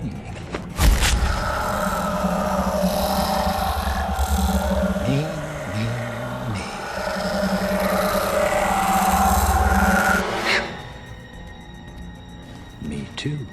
Smith becomes Smith in the Matrix sequels because, in his own words, I'm looking for Neo. You see, he set me free. This is also significant as the first time Smith calls him Neo. At the start of the story, he comes back from the dead, and significantly, he leaves his earpiece as a message for Neo, the message being that he's now unplugged in exactly the same way that the runners have been. See, agents may be police, but in a way they're just as deluded by the system of the Matrix as everyone else, arguably even more so. Smith's had his reality shattered, and now he sees the Matrix for what it is, but crucially, compared to Neo and the others, this revelation turns Smith from a reactionary authoritarian into a full-blown fascist monster. He has, in the most commonly used modern version of the metaphor, taken the red pill. The fact that he co-opts the revolutionary language of the runners is no accident, by the way. That's what fascists do all the time. But it's bizarrely relevant that he says to thank Neo and that Neo is the cause for his freedom because of how much modern reactionary ideology abuses that same metaphor first shown in The Matrix. The people who use taking the red pill to mean finding out the world is really run by leftists and Jews in a plot to destroy the whites also, in a sense, owe their quote-unquote freedom to Neo, right? Or at least they think they do. This is where Neo-Reaction A Basilisk comes in which Elizabeth Sandiford describes the various exploits of popular figures in the early stages of Neo-Reaction online. Naturally, she has a long analysis of the red pill and the co-option of that metaphor by reactionaries in the title essay of the book. But one thing that's really interesting is that one of the reactionary philosophers she talks about believes that revolutionary struggle and progressive social movements are all part of the same elaborate system of control. Sound familiar? Mencius Moldbug, neo-reactionary blowhard and red pill philosopher, describes a system where revolution is all part of the same machine as all other systems of control, and therefore, according to Moldbug, the only way to truly rebel, to truly take down the system, is to give in to the system and conform utterly, thereby making it lose momentum and collapse on itself. Fascinatingly, as you should be aware by now, the co-option of rebellion by the people in power and the manufacturing of consent is a central theme of the Matrix sequels, but maybe even more fascinatingly, the natural conclusion everyone comes to is to rebel even harder against the system that would seek to co-opt the rebellion, not give in to it and conform. Moldbug is seeing the system for what it is and wants to make everyone conform in order to grind it to a halt, but his ideological problem actually fits so well into the terms of the Matrix sequels, we may as well explain it in those terms.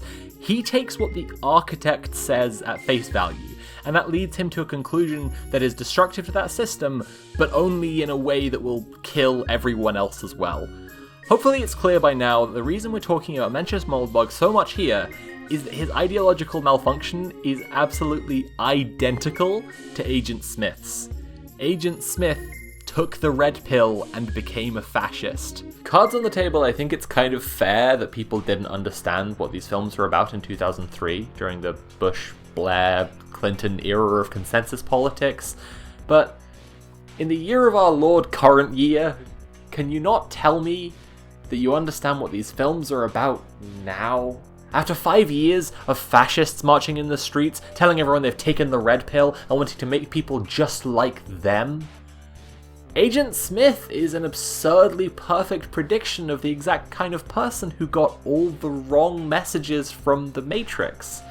Or maybe someone who got all the right messages, but just interpreted them bizarrely differently because of a fundamentally reactionary, authoritarian personality.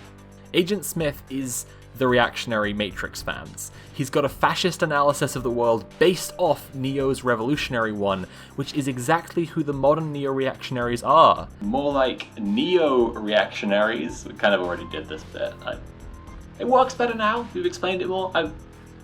Now, it's not exactly made clear what kind of mind-blowing sexual experience Agent Smith has when Neo goes inside of him and explodes him from inside at the end of The Matrix, but it definitely has a profound effect on his outlook. Something about this experience lets him deeply understand The Matrix in the same way that Neo does, and even change reality around him. In the same way that Neo is a program called the One written onto a human mind and consciousness, Smith learns the ability to overwrite people with himself. He overwrites Bane early on in the Matrix sequels. There's a reminder when he approaches Neo with a knife, and then Bane's plot is fully set in motion at the halfway point of the story, if you're watching it as one film, culminating with his attempt on Neo's life and Neo's blinding. We'll get back to Bane, but of course Smith doesn't stop with overwriting one person. He overwrites more and more and more people until everyone in the Matrix is just Smith. At the end of The Matrix, Neo chooses to stay and fight Smith instead of running. At the end of The Matrix Reloaded, the architect tells Neo that his rebellion is all part of the machine's plan, and Neo chooses to save Trinity, defying the apparent deterministic system they've set out. And at the end of The Matrix Revolutions, in the climactic fight, Smith has Neo beaten, outnumbered, and overwhelmed.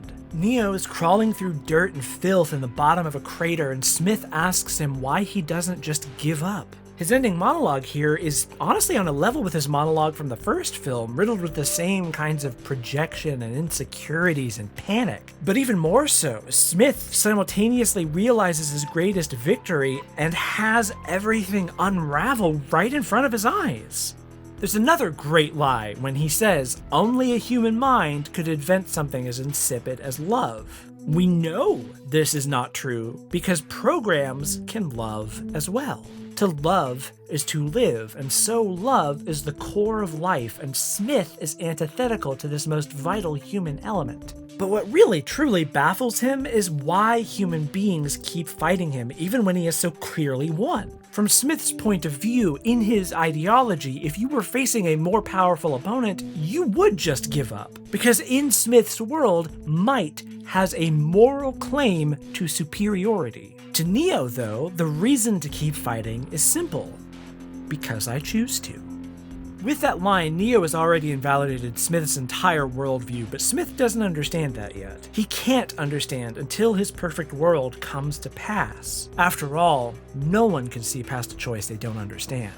Smith turns Neo into one of him, but all this does is show Smith that his world is sad and empty and pointless. And then the whole thing instantly falls apart because Smith's world could only ever become sterile and dark and fascist and then die. That's the end point of fascism, because fascism is a death cult. In the human life, there is choice, there is diversity, there is individuality and difference and love. In the fascist life, there is only an inevitable, inescapable terminus. The purpose of life is to end. One of these lives has a future, the other does not. So here's the interesting note in the character of Smith. All the things he says about human beings actually tell you an enormous thing about himself. His monologue from the first film, for example, centers around the idea that human beings are a virus, replicating and multiplying until they kill the host. But then in the Matrix sequels, that's exactly what he does, creating a dead fascist world by replicating himself to an unsustainable point. So let's look at his claim about love. It's actually established much earlier in the film when he comes to absorb the Oracle. When the Oracle asks Smith what happens to Sati, he responds, "Cookies need love like everything does," a line that the Oracle said to Sati in the previous scene. This is the first indication that we get that when Smith absorbs people, they retain their memories, which will ultimately be his undoing because as much as he wants to create his sterile fash world, he can't simply overwrite people completely. What's maybe more interesting though is that right after this, the Oracle says, "You are a bastard." And Smith says, "You would know, Mom." This line is absolutely revelatory. Smith is one of the Oracle's children, because of course he is. She and the architect created the system together, and he's a cop. But there's something else to it as well, because Smith says this right after saying cookies need love like everything does. There's this tangible way in which Smith is another political actor on the level of Neo, the Oracle, the Merovingian, the architect, but he feels like he's been left behind without nourishment, which isn't true. He was literally a cop. He's very privileged, and it speaks to a self-victimizing mindset very typical of a fascist. It's evident in the way that he says mom to her like an accusation, as though her act of nurturing the others, even though it was actually manipulatively controlling them as part of the system of recuperated rebellion, was directly harmful to him in some way. That's what he thinks. Smith has a toxic relationship to humanity. He hates himself for living so long in the human world that he's become like them, but at the same time, he feels like he's missing out on humanity. He feels jealous that he isn't loved and that he can't be loved because of the program that he was designed to be. But if we're talking about Smith's personality and his mirroring of Neo himself, then we have to talk about the most interesting shot in the whole trilogy. No, not that one. No, not that one either. Hold on, hold on. But, as you well know, appearances can be deceiving, which brings me back to the reason why we're here. We're not here because we're free. We're here because we're not free. This shot, there we go. That's the one. God, this shot. This one? This one. What, you don't see it? Here, there, now do you see it? Oh, there's a light reflected in his glasses. Yes! Okay. And everything, baby! Okay, outside of the action and choreography, which produced a lot of iconic poses, what is the most iconic and lasting image of the Matrices? It's the red pill and blue pill reflected in Morpheus's glasses, right? I mean, it's at least iconic enough that we made it the thumbnail of this video. Sunglasses are essential to these films, to the point of silliness. Like, the Wachowskis' very idea of cool seems to end up manifesting in the glasses. Like, look how stoic we are. We're wearing sunglasses no matter what time of day it is. Oh. Now, I think we take the omnipresence of the sunglasses in these films a little for granted as a costuming choice because of those incredible, iconic shots. But look at it from a pre-production standpoint. Eyes are exceedingly important for the audience, almost like they're, a window to something. A character who hides their eyes is often seen as duplicitous, as having something to hide. So in The Matrix, the agents are always wearing these blocky, off-putting shades that emphasize their lack of humanity, but crucially, so do humans. Everyone's got sunglasses all the time, whether they're good or bad. Semiotically, this can be kind of confusing. It's sort of like how in movies, dogs tend to bark at the bad guys rather than the good guys, so making the dog bark at everyone is sort of like short-circuiting our expectations a little bit. I guarantee you, the producers tried very hard to get Morpheus, Trinity, and Neo out of their sunglasses as often as possible for this exact reason. But more than the symbolic problem, there's also a production challenge posed by having everyone slather their face. You know that thing our silly mammalian brains are hardwired to stare at and study the most? In fucking mirrors, because they're gonna reflect the stage lights set up all over, and the instant your audience sees a light on a stand, they're gonna remember they're watching a movie, and for this kind of movie, that's probably not what you want. Unless... You see, at first I looked at this shot and I thought, okay, that's a production mistake. Like, this is clearly a 1x1 silk frame with a light pushed right up against it. And we see in the reverse shots this exact corner of the set, and hey, would you look at that? The light isn't there. But the more I thought about it, the less I felt satisfied just writing this off as a mistake. Again, I reiterate just how many of the most lasting images of this series involve reflections in sunglasses. In many shots, they go to pains to digitally retouch their reflections in glasses to create images that aren't strictly possible practically. In other shots, like the meeting of captains at the beginning of The Matrix Reloaded, they integrate their stage lights into the set so that the inevitable reflections are motivated. Go scene to scene when characters are inside the Matrix, and while you may catch glimpses of unmotivated reflections, they're so fast, you genuinely have to go frame by frame to notice them. This shot isn't that. This isn't a blink and you'll miss it oopsie doodle. This shot stays on screen for multiple seconds and they cut back to it multiple times. More to the point, it occurs in the first dialogue scene Neo and Agent Smith have had in the sequels, the first time they've talked since Neo got inside Smith and made him explode. And what exactly is Smith saying in this scene? But, as you well know, appearances can be deceiving, which brings me back to the reason why we're here. We're not here because we're free. We're here because we're not free. He's saying there's no denying causality, no denying purpose, because they exist for a reason, which is sort of the entire theological underpinning of the sequels, the question of purpose, the question of free will. But notably, when we finally do cut to Neo's reverse, there's no reflection at all in his glasses. The more you look at this scene, especially in the context of the entire trilogy, the more it actually becomes laughable that the light in Smith's glasses is just a mistake. Like, it's genuinely inconceivable to me that they didn't have the money or time to touch up Smith's glasses in this incredibly important scene, which was destined to be analyzed and picked apart by the most insufferable of CinemaSin-style nerds. No, this is a creative choice, and a creative choice this conspicuous has to mean something, right? Well, there's an interesting sort of subplot in the sequels about Neo gaining the sight, as the Oracle so helpfully puts it. We see a couple of shots of the power lines leading to the Machine City and Neo's dreams, but largely this sight is left undefined. Or is it? Hear me out here. At the start of Revolutions, we're introduced to the Train Man, and he's explained pretty simply. He works for the Merovingian, he's a program who knows a thing or two about trains, and he's extremely touchy about who he lets get close to him.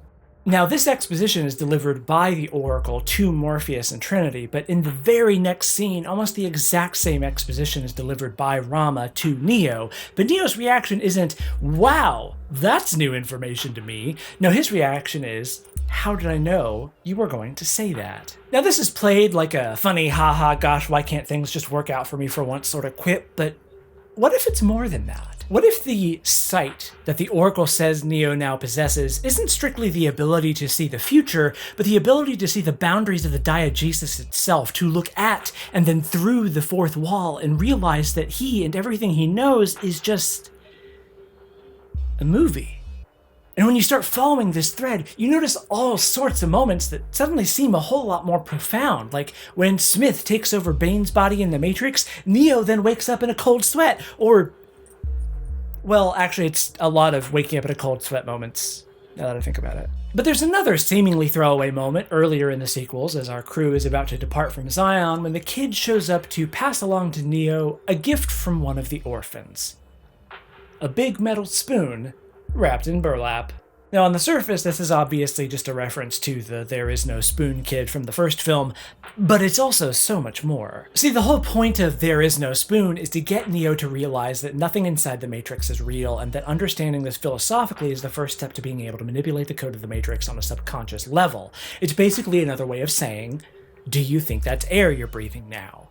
Calling back to that moment here in the real world at the start of the sequels is one of many ways the Wachowskis signpost their ideological goals with these films, saying essentially, okay, there was no spoon in the first film because we never saw Zion or how people live their day-to-day lives, but now Zion is real. Now there is a spoon, which means Neo's actions are rooted in a material reality that he has to grapple with, which means he needs to rely on other people to help him accomplish his goals within that reality, which means we as the audience can't pretend that one guy will come along and save all of us. But if we take another step back and look at this scene again, we realize that there still is no spoon. Like Rene Magritte's treachery of images, the material spoon is no more tangible to us than the digital spoon we saw in the original film.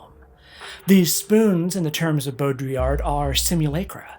They're reproductions completely removed from the original. Neither have anything to do with eating, nor could they even aid anyone in eating anything. But this isn't just a fun philosophical curiosity. This reading has a compelling message to it. For a lot of folks, the central conceit of The Matrix is pretty pop philosophy, like, ooh, what if we live in a simulation? Sort of like, what if I got sniped in the head tomorrow? Like, it's an interesting idea, it's fun to think about, there are consequences of the possibility, but there's nothing you can do with it, it's a dead end. But this isn't pop philosophy, this isn't a dead end. Now, this is about the stakes. It's important to understand that there is no spoon. It's a simulation. Reality is defined by a system of control, but also you have to know that in The Matrix and in The Matrix and in the real world, there also is a spoon. All of this is just a reflection of our true reality, and Neo, the unreflecting surface, can see it all and wants us to know that we need to care, and everyone, not just him, can choose. Alright, let me level with everyone. During one of our many calls talking for hours and hours and hours about these movies, this shot came up. And Sarah said a lot of what she just said now, and I wasn't convinced. I didn't buy into the significance of the shot, the reflections, the dialogue about purpose and freedom, the line leading into it, appearances can be deceiving. I didn't even buy into the idea it might be deliberate. It seems like a mistake. I said I can believe it's a deliberate mistake, so to speak. Maybe you can imagine one of the Wachowskis in the editing room, she's leaning over the shoulder of the editor being like, wait, no, leave it in. But I'm not sure it's as meaningful as all this. But then I realized that Bane, or Smith as Bane, Smith Bane, says the same line to Neo when he reveals who he is. Appearances can be deceiving. Which is the perfect payoff to everything this plot has been building to. If you've been watching the sequels as one movie, Smith Bane isn't just telling Neo who he is though, and that shot from before isn't just winking at the idea that maybe Neo knows they're in a movie. This is something else. This is really significant. The Wachowskis are pleading with you to understand appearances can be deceiving. They know this is just a movie and Smith is just an absurd, over-the-top, cartoonish villain in this movie, but they also know that he can and he will exist in the real world, and they want you to be able to spot him when he does, because when he does, he won't look like Agent Smith. He's gonna look like someone you think you can trust, someone who seems to be on your side, maybe a Matrix fan, someone who's taken the red pill. But really it's been Agent Smith the whole time. These movies were too loud and bombastic for serious film critics who've conned themselves into thinking they have taste, and a bit too smart for the young action fans who loved the first film. They were released 6 months apart when they should have been seen as one film every time and always, because otherwise you've got one whole movie of setup and one whole movie of payoff, and one of those is better, but neither of them is good. But as one story, the Matrix sequels are good, actually. We love them a lot, and we hope that we've communicated that love to you today. And for some of you, hopefully you can even go back with a better understanding and have a more fun time. You might not know it from the length of this video, but there's actually quite a lot of Matrices related stuff that we didn't even mention. For instance, did you know that in The Matrix Online, Morpheus got gunned down in an alley by a cyber ghost who could fit inside a tiny air duct, and that this might actually be the reason that Lawrence Fishburne didn't return in The Matrix 4? Well, over on my channel, Let's Talk About Stuff, I'm going to be releasing my own video about The Matrix as part of my ongoing series about the films of the Wachowski sisters, where I'll be discussing the movies, the games, the comics, the animations, and more. And who knows, maybe Sophie will show up to play a supporting role.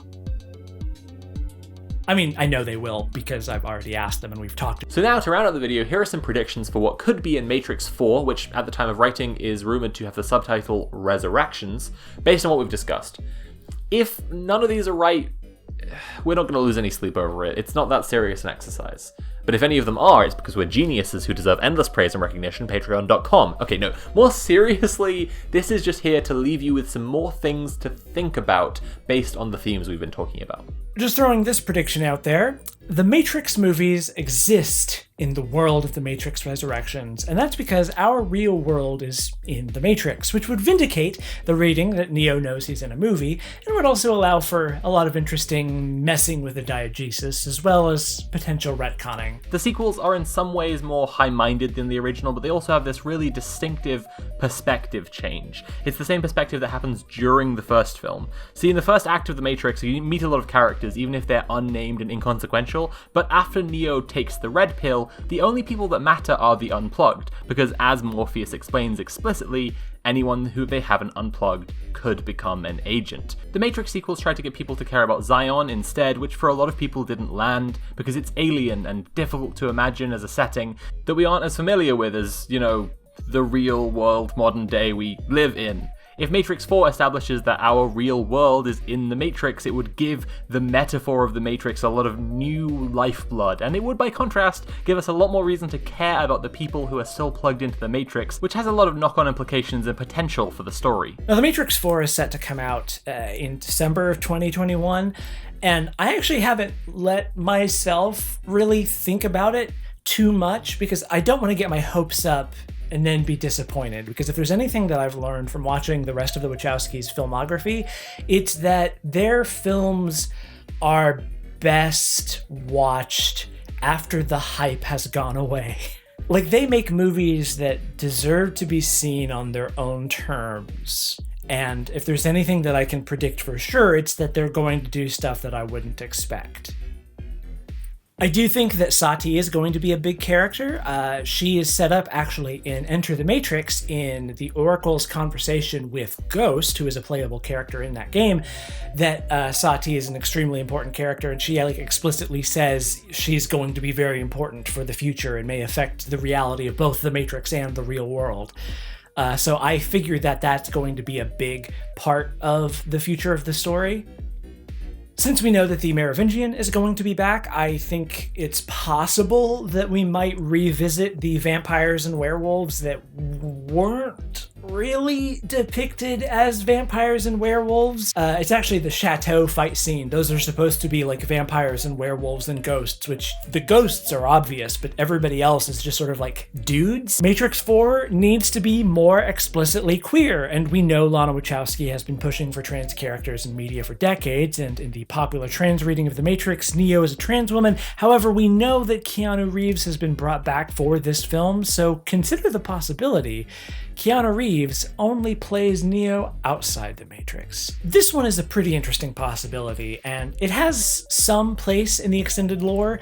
In the Matrix MMO, which was kinda, sorta canon, Neo is put back to sleep by the machines and reinserted into the Matrix, never to be seen again, but one document points to the possibility that a new inhabitant of the Matrix, Sarah Edmonton's, which is an anagram of Thomas Anderson, could be Neo. So just throwing this one out there again, alongside whatever PVC fetish club in your face queerness we see, maybe Neo's a woman now.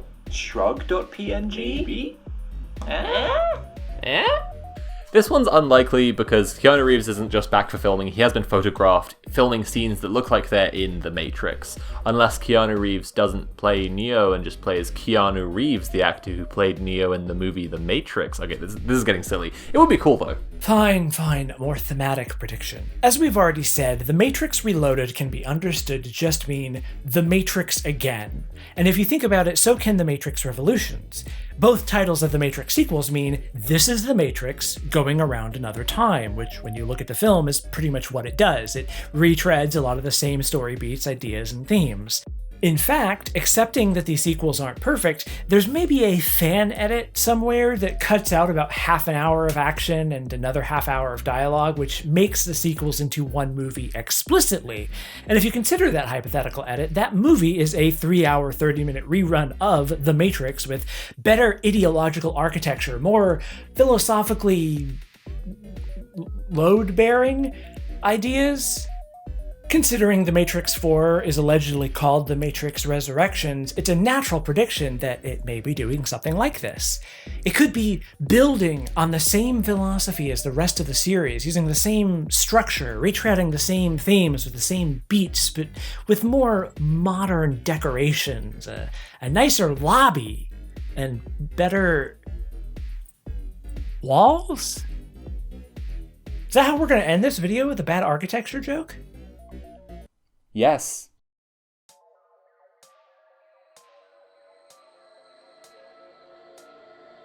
I'd like to thank Molly Noyes, who made the incredible music for this video, as well as all my videos. Sarah, of course, my co-writer and co-presenter on this video, all the people whose voices you heard, and my patrons for making this all possible.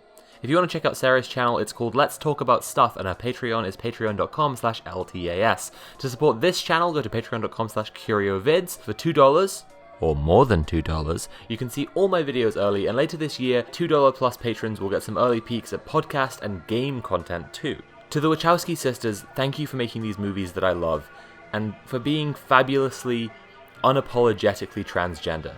You're an inspiration. Upgrade.